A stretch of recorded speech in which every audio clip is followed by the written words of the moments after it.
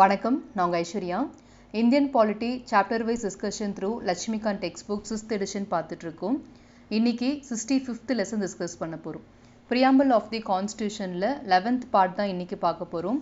என்ன தலைப்புன்னு பார்த்தீங்கன்னா கீவேர்ட்ஸ் ஆஃப் தி பிரியாம்பிள்ல ஃப்ராட்டர்னிட்டி சகோதரத்துவம் அப்படின்னு சொல்லக்கூடிய தலைப்பு சம்பந்தமா இன்னைக்கு டீட்டெயிலாக டிஸ்கஸ் பண்ணலாம். அதுக்கு முன்னாடி லட்சுமிகாந்த் டெக்ஸ்ட் புக்கை எத்தனை சாப்டர்ஸ் டிவைட் பண்ணியிருக்காங்க அண்ட் சோஃபா நம்ம என்னென்ன டாபிக்ஸ்லாம் கம்ப்ளீட் பண்ணியிருக்கோம் அப்படின்ற இன்ஃபர்மேஷன் ஷேர் பண்ணிடுறேன். அதுக்கப்புறமா இன்னைக்கு டாப்பிக்கான ஃப்ராட்டர்னிட்டியை பற்றி டீட்டெயிலாக டிஸ்கஸ் பண்ணுவோம். என்டையர் டெக்ஸ்ட் புக் ஆஃப் லட்சுமிகாந்தை 11 சாப்டர்ஸ் டிவைட் பண்ணியிருக்காங்க. அதில் first chapter constitutional framework, ஃபர்தராக இந்த சாப்டரை 11 பார்ட்ஸாக டிவைட் பண்ணியிருப்பாங்க. அதில் part 1 historical background, second part making of the constitution, third part salient features of the constitution. இந்த 3 பார்ட்ஸுமே நம்ம கம்ப்ளீட்டாக ஃபினிஷ் பண்ணிட்டோம். And fourth part preamble of the constitution தான் இப்போ ப்ரெசென்ட்டாக பார்த்துட்டு இருக்கோம். ஹிஸ்டாரிக்கல் பேக்ரவுண்டில் நியர்லி 18 வீடியோஸ் நம்ம டிஸ்கஸ் பண்ணியிருக்கோம். கம்பெனி ரூல், கிரவுன் ரூல் அப்படின்ற 2 மேஜர் டிவிஷன்ஸில் ரெகுலேட்டிங் ஆக்ட்லேருந்து ஆரம்பித்து இன்டரிம் கவர்மெண்ட் வரைக்குமே டிஸ்கஸ் பண்ணியிருக்கேன். இது சம்மந்தமான ஒரு குவிஸ் நான் அப்லோட் பண்ணியிருக்கேன். அதுவும் டிஸ்கிரிப்ஷன் பாக்ஸில் லிங்க் இருக்கும், நீங்கள் செக் பண்ணிக்கலாம். Second making of constituent assembly, demand for a constituent அசம்பிளிருந்து ஆரம்பித்து ரெப்ரசன்டேஷன் கான்ஸ்டியூண்ட் அசம்பிளி வரைக்கும் நியர்லி 14 வீடியோஸ் டிஸ்கஸ் பண்ணியிருக்கோம். இது சம்மந்தமான ஒரு குவிஸ் 2 நான் அப்லோட் பண்ணியிருக்கேன், அதுவும் நீங்கள் ப்ராக்டிஸ் பண்ணிக்கலாம். And third part salient features of the Indian constitution. இதில் 3 டிவிஷன்ஸாக டிவைட் பண்ணி பார்த்துருந்தோம். ஃபர்ஸ்ட் எல்லா விதமான salient ஃபீச்சர்ஸ் எல்லாம் லிஸ்ட் அவுட் பண்ணி டீட்டெயிலாக எக்ஸ்பிளைன் பண்ணியிருந்தேன். இரண்டாவதாக மேஜர் கிரிட்டிசிசம் அப்படின்னு சொல்லிட்டு 6 விதமான விமர்சனங்களை பற்றி டிஸ்கஸ் பண்ணோம். அண்ட் அதுக்கப்புறமா parts of Indian constitution, important articles, schedules and sources சொல்லிட்டு 4 டாபிக்ஸ் நம்ம டிஸ்கஸ் பண்ணோம். இது சம்மந்தமான ஒரு குவிஸ் 3யும் அப்லோட் பண்ணியிருக்கேன், அதுவும் நீங்கள் ப்ராக்டிஸ் பண்ணிக்கோங்க. சோஃபார் நம்ம பார்த்த இந்த 3 பார்ட்ஸ்க்கான ரெஸ்பெக்டிவ் லிங்க்ஸ் எல்லாமே அஸ் அ பிளேலிஸ்ட்டாக டிஸ்கிரிப்ஷன் பாக்ஸில் நான் அட்டாச் பண்ணியிருக்கேன். நீங்கள் எந்த டாபிக் வேணும்னாலும் அந்த ரெஸ்பெக்டிவ் பிளேலிஸ்ட்குள்ளே போய் நீங்கள் செக் பண்ணிக்கலாம். ஸோ இன்றைக்கி நம்ம பார்க்க போகிறது பிரியாம்பிள் ஆஃப் தி கான்ஸ்டியூஷன். இதில் டெக்ஸ்ட் ஆஃப் தி பிரியாம்பிள்லேருந்து ஆரம்பித்து கீவேர்ட்ஸில் ஈக்குவாலிட்டி வரைக்குமே நம்ம முழுமையாக முடிச்சிட்டோம். இப்போது ஃப்ராட்டர்னிட்டி சகோதரத்துவம் அப்படின்ற தலைப்பு தான் டிஸ்கஸ் பண்ண போகிறோம்.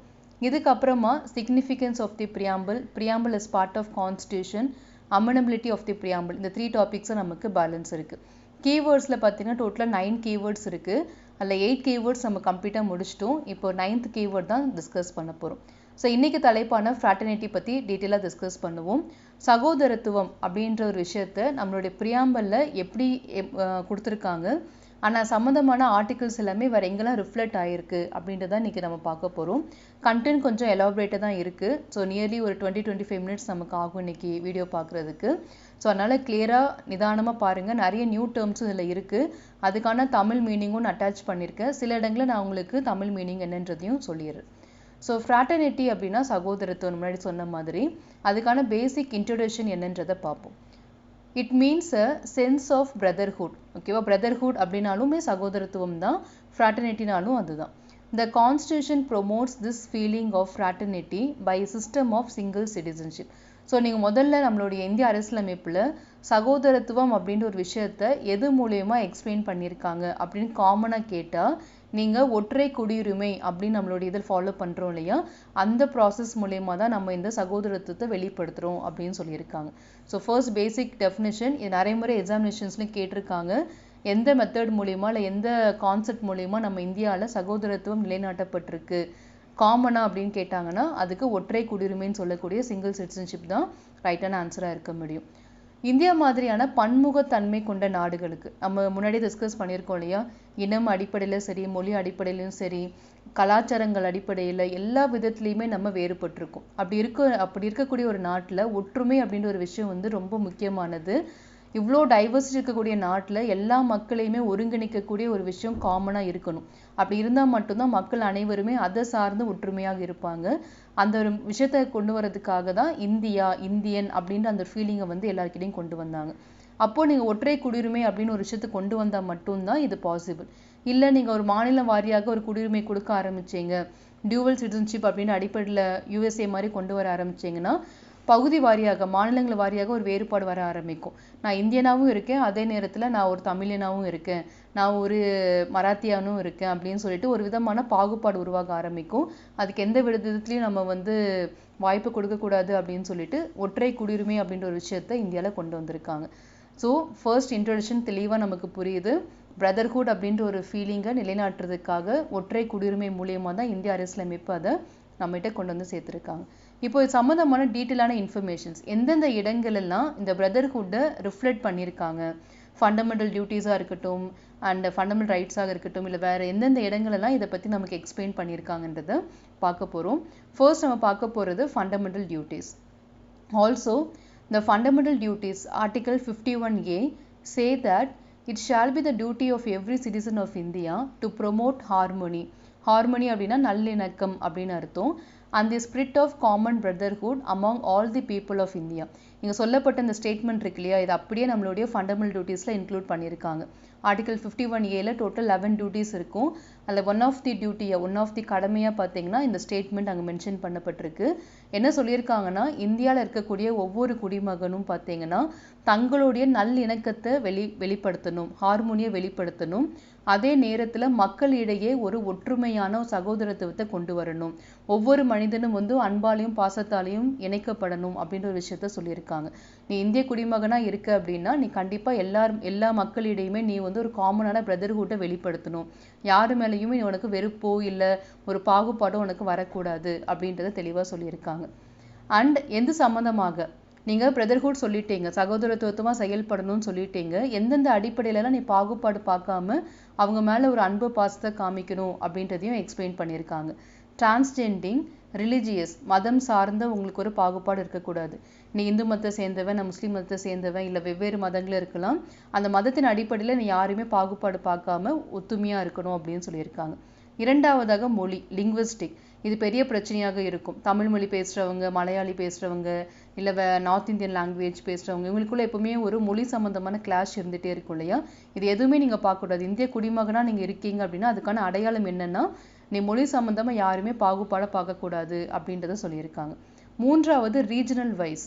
இது வந்து பார்த்தீங்கன்னா நார்த் இந்தியா, சவுத் இந்தியா, திராவிட பகுதி, நார்த் ஈஸ்ட் இந்தியா, அந்த மாதிரி பெரும்பாலும் பார்த்தீங்கன்னா நார்த் அண்ட் சவுத்துக்கு தான் ஒரு கிளாஷ் போயிட்டே இருக்கும். அந்த மாதிரியான பிராந்திய அடிப்படையிலையும் நீங்கள் எந்த விதமான பாகுபாடும் பார்க்கக்கூடாது. டிஃப்ரென்ஸ் ஆஃப் ஒப்பீனியன் உங்களுக்கு வரக்கூடாது. நாலாவது பார்த்தீங்கன்னா செக்ஷனல் டைவர்சிட்டிஸ், பகுதி சம்பந்தமாகவும் நீங்கள் எந்த விதமான ஒரு பாகுபாடும் பார்க்கக்கூடாது. ஸோ தமிழ்நாடு அப்படின்னு எடுத்துக்கிட்டிங்கன்னா ஒரு விதமான ஒரு ஃபீலிங் இருக்கும். கோயம்புத்தூர் சேர்ந்தவங்க இப்படி தான் இருப்பாங்க, மதுரை சேர்ந்தவங்க இப்படி இருப்பாங்க, சென்னை வாசிகள் ஏமாற்றுவாங்க அப்படின்ற மாதிரி ஒவ்வொருத்தருக்கும் ஒவ்வொரு மாதிரியான ஃபீலிங் வச்சுருப்பாங்க. இந்த மாதிரி எந்த விதமான எண்ணத்தையும் நீங்கள் டெவலப் பண்ணிக்கக்கூடாது. எல்லாரும் சமமானவர்கள் தான், எல்லாருக்கூடையும் அன்போடையும் அரவணைப்போடு நீங்கள் இருக்கணும் அப்படின்ற ஒரு விஷயத்த ஃபண்டமெண்டல் டியூட்டிஸில் மென்ஷன் பண்ணியிருக்காங்க. ஸோ ஆர்டிகல் 51A என்ன சொல்லியிருக்காங்க அப்படின்றத தெளிவாக பார்த்துக்கோங்க. இந்த கீவேர்ட்ஸ் எல்லாமே ரொம்ப இம்பார்ட்டன்ட். ஹார்மோனி நல்லிணக்கம், ஸ்பிரிட் ஆஃப் காமன் பிரதர்ஹுட் எல்லாருக்குமான பொதுவான ஒரு சகோதரத்துவத்தோடு நீங்கள் இருக்கணும். அதாவது இந்து மதத்துக்குள்ளேயே நீங்கள் சகோதரத்துவமாக இருக்கிறதுலாம் பெரிய விஷயம் இல்லை. மதம் டு மதம், மொழியிலேருந்து வேறு மொழிகள், இவங்க இடைப்படையில் தான் நீங்கள் வந்து உங்களுடைய சகோதரத்துவத்தை வெளிப்படுத்தணும். மொழி சம்பந்தமாகவும் சரி, மதம் சம்பந்தமாக, பிராந்தியம் சம்பந்தமாக, பகுதி வாரியாக எந்த விதமான பாகுபாடும் பார்க்காம எல்லோருக்கூடவும் நீங்கள் ஒரு நட்புறவோடு இருக்கணும் அப்படின்றத நம்மளுடைய அடிப்படை கடமையில் ஒன் ஆஃப் தி டியூட்டிஸாக இதை மென்ஷன் பண்ணியிருக்காங்க. அடுத்து நம்ம பார்க்க போகிறது ப்ரியாம்பிளில் இது சம்மந்தமாக என்ன எக்ஸ்பிளைன் பண்ணியிருக்காங்கன்றதை பார்க்க போகிறோம். Preamble declares that fraternity has to assure 2 things. சகோதரத்துவம் அப்படின்ற ஒரு விஷயம் வந்து 2 விஷயங்களை வந்து கொண்டு வந்து சேர்க்கணும் ஒரு சமுதாயத்தில். அந்த விஷயம் என்னன்னா டிக்னிட்டி ஆஃப் தி இண்டிவிஜுவல் அப்படின்னு சொல்லக்கூடியது. ஸோ டிக்னிட்டி அப்படின்ற வார்த்தைக்கு மீனிங் என்னன்னு பார்க்கும்போது கண்ணியம் அப்படின்னு சொல்லுவாங்க.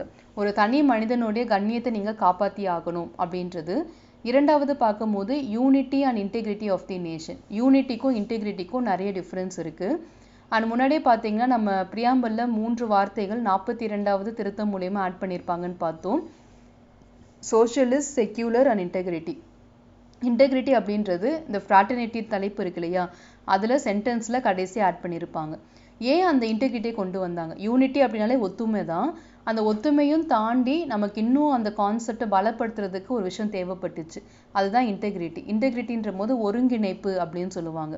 எல்லாரும் மக்களும் ஒத்துமையாக தான் இருக்காங்க. பார்க்கும்போது பேசும்போதெல்லாம் பார்த்தீங்கன்னா ஓரளவுக்கு ஒரு ஃப்ரெண்ட்லி நேச்சரில் இருக்கிற மாதிரி தான் தெரியுது. ஆனால் அவங்களுக்குள்ள வந்து ஒரு விதமான உணர்வுகள் பரிமாற்றமோ இல்லை வேற எந்த விஷயங்களுமே நடைபெற மாதிரி தெரியல. அப்போது அந்த இந்திய நாட்டில் ஏதோ ஒரு இடத்துல நம்ம ஒரு குறை வச்சுருக்கோம் அப்படின்னு சொல்லிட்டு இவங்க இன்டெகிரிட்டி அப்படின்ற வார்த்தையை உள்ளே சேர்த்தாங்க. இன்டெகிரிட்டின்ற போது ஒருங்கிணைப்பு, ஒத்துமையாக இருக்கிறது ஒரு பக்கம் இருக்கட்டும், ஆனால் நீங்கள் ஒருங்கிணைப்போடு இருக்கணும், ஒன்றுக்குள்ளே ஒன்றாக இருக்கணும், கலக்கணும். எல்லாருமே உங்களுடைய எமோஷன்ஸ், ஃபீலிங்ஸ் எல்லாத்துலேயுமே நீங்கள் வந்து ட்ரான்ஸ்ஃபர் பண்ணணும். ஜஸ்ட் 2 பேர் கைகோத்து நின்னா மட்டும் அந்த இடத்துல போதாது. உங்களுடைய எமோஷன்ஸ் எல்லாத்தையுமே நீங்க பரிமாற்றம் செய்தால் மட்டும்தான் அந்த இடத்துல சகோதரத்துவம் இல்லைன்னா ஒரு ஒத்துமை அப்படின்றது காலம் காலமாக நிலையா இருக்கும் அப்படின்றத சொல்லியிருந்தாங்க. ஸோ இன்டெகிரிட்டி அப்படின்ற வார்த்தைக்கு இவ்வளோ பெரிய ஸ்ட்ராங் மீனிங் இருக்கு. யூனிட்டியை மட்டும் நம்ம இந்தியாவுக்கு போதாது, இன்டெகிரிட்டி ஒருங்கிணைப்பு இருந்தால் மட்டும்தான் சகோதரத்துவம் காலம் காலமாக நிலைச்சு நிற்கும் அப்படின்றதுக்காக இந்த வார்த்தையை சேர்த்தாங்க.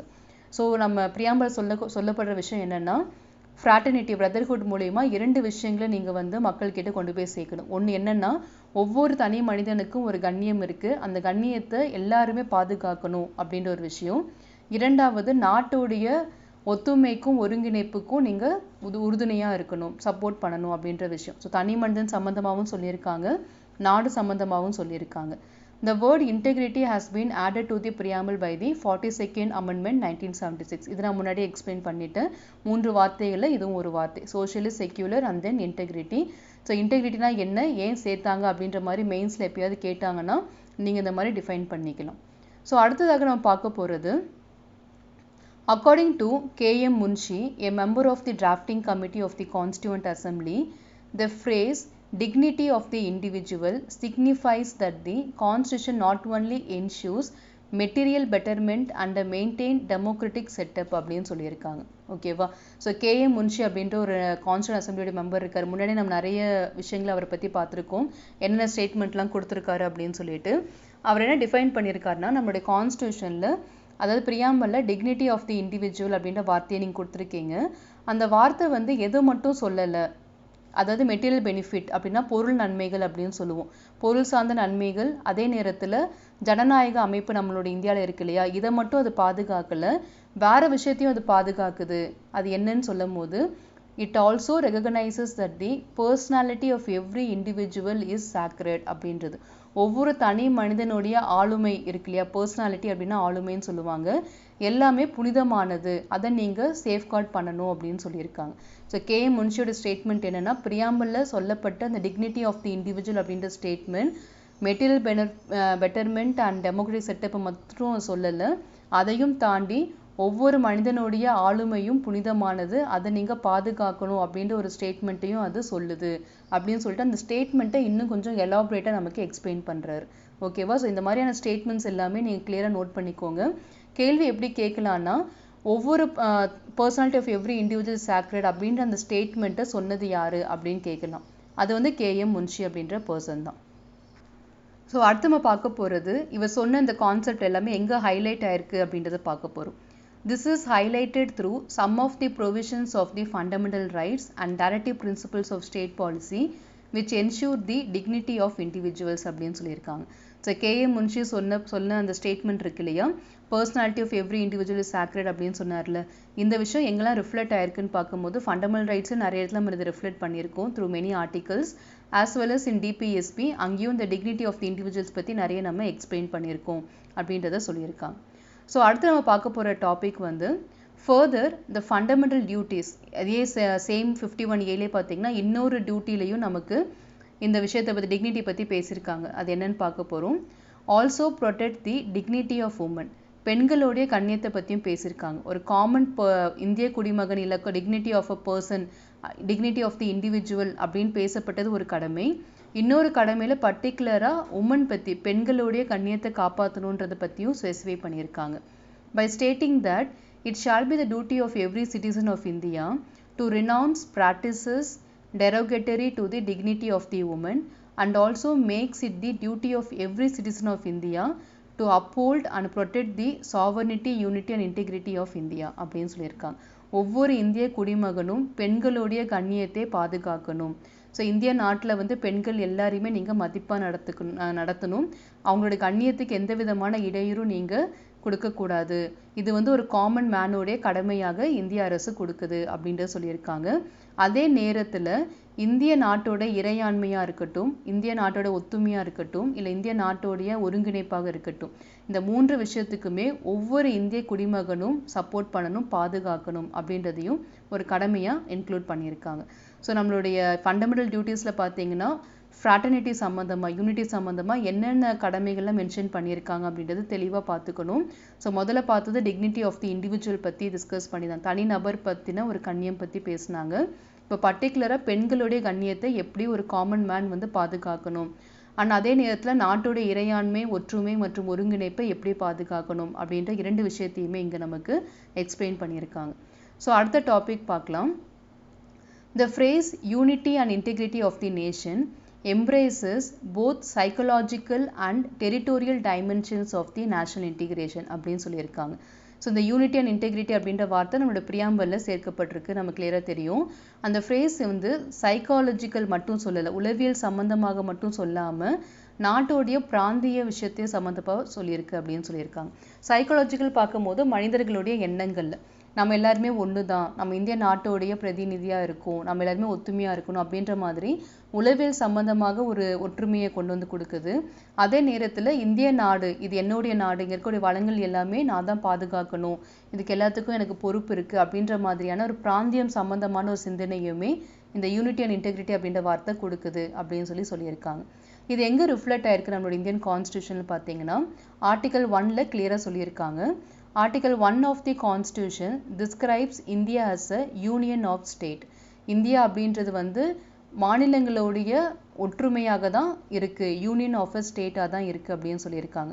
இந்த ஸ்டேட்மெண்ட் மூலிமா தெளிவாக என்ன சொல்ல வராங்கன்னா, ஒவ்வொரு மாநிலமும் இந்தியாவுக்குள்ளே சேர்ந்து இருக்குது, அவங்க தனிப்பட்ட முறையில் பிரிஞ்சு போக முடியாது. அதுக்கு தான் யூனியன் ஆஃப் ஸ்டேட் அப்படின்றதுக்கான டெஃபினேஷனே.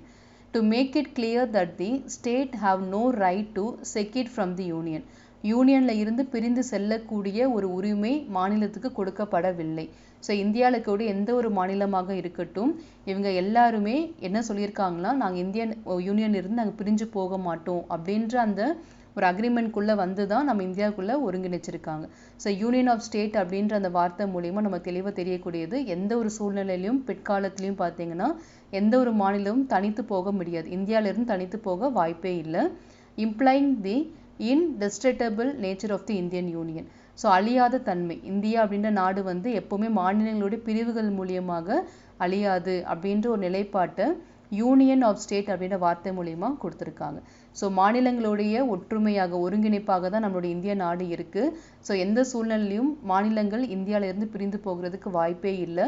அந்த மாதிரியான ஒரு ஸ்டேட்மெண்ட்டை ஸ்ட்ராங்காக சொல்லக்கூடிய வார்த்தை தான் யூனியன் ஆஃப் ஸ்டேட். இது மூலயமா டெரிட்டோரியல் டைமென்ஷன்ஸில் நம்மளுடைய ஒற்றுமையும் ஒருங்கிணைப்பும் வெளிப்படுது அப்படின்ற ஒரு கான்செப்டை தெளிவாக சொல்லியிருக்காங்க. ஸோ அடுத்து நம்ம பார்க்க போகிற விஷயம் என்னென்னா, it aims at overcoming hindrances to national integration. அதாவது இப்போ நம்ம சோஃபார் பார்த்துட்டு வரோம் இல்லையா, இந்த எல்லா விஷயங்கள் மூலியமா அவங்களுடைய நோக்கம் என்னவாக இருக்குன்னா, இந்த சகோதரத்துவம் அப்படின்ற கான்செப்டை எதை நோக்கி அவங்க கொண்டு போகிறாங்கன்னா, இந்திய நாடு அப்படின்றது ஒருங்கிணைப்பாக இருக்கணும். எந்தெந்த விஷயத்தில் கம்யூனலிசம் அப்படின்ற ஒரு வகுப்புவாதம் இந்தியாவில் இருக்கக்கூடாது. ஓகேவா, அந்த வகுப்புவாதம் சம்பந்தமாக ஏதாவது ஒரு தடை வந்துச்சுன்னா அந்த தடையை இந்த ஒற்றுமை அண்ட் ஒருங்கிணைப்பு அப்படின்ற அந்த கான்செப்ட் மூலயமா அதை நம்ம சரி செய்யணும் அப்படின்னு சொல்லியிருக்காங்க. பிராந்தியவாதம் அப்படின்னா ரீஜனலிசம் அப்படின்னு சொல்லுவாங்க. அது சம்பந்தமாகவும் இந்தியாவில் எந்த விதமான பிரச்சனையும் வரக்கூடாது, வந்தால் நம்ம இதை வச்சு சரி பண்ணிடணும். கேஸ்டிசம் ஜாதிவாதம், லிங்குவிசம் மொழியியல் சம்பந்தமாக, செக்ஷனிசம் அப்படின்னா பிரிவினைவாதம் அப்படின்னு சொல்லக்கூடியது. இந்த 5 தடைகள் இந்தியாவில் வந்துச்சுன்னா, இது சம்பந்தமான ஒரு பிரிவினை இந்தியாவுக்குள்ளே வந்துச்சுன்னா அந்த பிரிவினைகள் எல்லாத்தையுமே நம்ம இந்த யூனிட்டி அண்ட் இன்டெகிரிட்டி அப்படின்னு சொல்லப்படுற அந்த கான்செப்ட் வச்சு நம்ம சரி செஞ்சிடலாம், அதை வச்சு நம்ம இதை ஓவர் கம் பண்ணிடலாம் அப்படின்னு சொல்லியிருக்காங்க. ஸோ எந்த விதத்துலையும் பாதிப்பு வந்து நம்மளோட ஒற்றுமைக்கு இருக்கட்டும் இல்லை ஒருங்கிணைப்புக்கும் இருக்கட்டும் எந்த விதத்துலையும் பாதிப்பு வராது. அப்படி பாதிப்பு வரக்கூடிய விஷயங்களாக ஐடென்டிஃபை பண்ணது இந்த 5 விஷயம். கம்யூனலிசம் வகுப்புவாதம் சம்மந்தமாக பிரச்சனை வரலாம், இல்லை ரீஜனலிசம் சொல்லக்கூடிய பிராந்தியவாதம் சம்மந்தமாக வரலாம், கேஸ்டிசம் ஜாதிவாதம் மூலிமா வரலாம், மொழி சம்மந்தமாக வரலாம், இல்லை பிரிவினைவாதம் மூலிமா வரலாம். இப்படி வரலாம் அப்படின்னு சொல்லக்கூடிய அந்த 5 கான்செப்ட்டுமே நம்ம இந்த ஒற்றுமை ஒருங்கிணைப்பு அப்படின்னு சொல்லக்கூடிய அந்த கான்செப்டை வச்சு நம்ம வெற்றி அடைஞ்சிடலாம் அப்படின்னு சொல்லி இந்த டாப்பிக்கை கம்ப்ளீட் பண்ணியிருக்காங்க. ஸோ ரொம்ப டீட்டெயிலாகவே ஃப்ராட்டர்னிட்டி பிரதர்ஹுட் அப்படின்ற தலைப்பை எக்ஸ்பிளைன் பண்ணியிருக்காங்க. இப்போ பாயிண்ட்ஸ் டு ரிமெம்பரில் சோஃபார் பார்த்த எல்லா பாயிண்ட்ஸுமே குயிக்காக நம்ம ரீகால் பண்ணிடலாம். முதல்ல நம்ம பார்த்த இன்ட்ரோடக்ஷனில் 2 விஷயம் ரொம்ப இம்பார்ட்டன்ட். ஒன்று பிரதர்ஹுட் அப்படின்ற வார்த்தை சொன்னது, இன்னொன்று சிங்கிள் சிட்டிசன்ஷிப். இந்தியாவில் பிரதர்ஹுட் சகோதரத்துவம் அப்படின்ற ஒரு கான்செப்டை ஒற்றை குடியுரிமை மூலியமாக தான் நிலைநாட்டியிருக்காங்க அப்படின்றத இன்ட்ரோடக்ஷனில் பார்த்த விஷயம். இரண்டாவது நம்மளுடைய ஃபண்டமெண்டல் டியூட்டிஸில் ஒரு கடமையாக எதை சேர்த்துருக்காங்கன்னா, ஒரு மனிதன் வந்து ஒரு இந்திய குடிமகனாக இருக்காங்கன்னா அவங்க வந்து நல்ல ஹார்மோனியாக இருக்கணும், ப்ரொமோட் ஹார்மோனி, நல்லிணக்கத்தை வெளிப்படுத்தணும். அதே நேரத்தில் சகோதரத்துவம் அப்படின்ற ஒரு விஷயத்தையும் வெளிப்படுத்தணும். எந்தெந்த விஷயத்துலலாம் நீங்கள் வந்து பிரிஞ்சிடக்கூடாது அப்படின்னா, மதம் சம்மந்தமாக பிரிவினை வரக்கூடாது, லிங்குவிஸ்டிக் அடிப்படையில் வரக்கூடாது, ரீஜனல் அண்ட் செக்ஷனல் டைவர்சிட்டிஸ் இந்தியாவில் வரக்கூடாது. இது எல்லாத்தையும் தாண்டி நீங்கள் எல்லாரும் ஒற்றுமையாக இருக்கணும், உங்களுடைய நல்லிணக்கத்தை வெளிப்படுத்திக்கிட்டே இருக்கணும். இதுதான் உங்களுடைய கடமை. ஒரு குடிமகனாக, இந்திய குடிமகனாக உங்களுடைய கடமையாக இதுதான் கொடுக்குறோம் அப்படின்னு சொல்லிட்டு ஃபண்டமெண்டல் டியூட்டிஸில் மென்ஷன் பண்ணியிருக்காங்க. அடுத்து பிரியாம்பல் என்ன சொல்லியிருக்காங்கன்னா, 2 விஷயங்களில் ஃப்ராட்டர்னிட்டி மூலிமா எக்ஸ்பிளைன் பண்ணியிருக்காங்க. ஒன்று, தனி மனிதனுடைய கண்ணியம். இரண்டாவது, நாட்டோடைய ஒற்றுமையும் ஒருங்கிணைப்பு. இந்த 2 விஷயங்களுமே நம்ம நாட்டில் மக்களுக்கு புரிய வைக்கணும் அப்படின்றத சொல்லியிருக்காங்க. இந்த இன்டெகிரிட்டி அப்படின்ற வார்த்தை 42வது திருத்தம் மூலிமா இந்திய அரசியலமைப்பில் அதுவும் முகவுரையில் சேர்க்கப்பட்டிருக்கு. அடுத்ததாக KM முன்ஷி அவர்கள் டிக்னிட்டி ஆஃப் தி இண்டிவிஜுவல் அப்படின்ற வார்த்தைக்கு டீட்டெயிலாக ஒரு எக்ஸ்பிளனேஷன் கொடுத்துருக்காரு.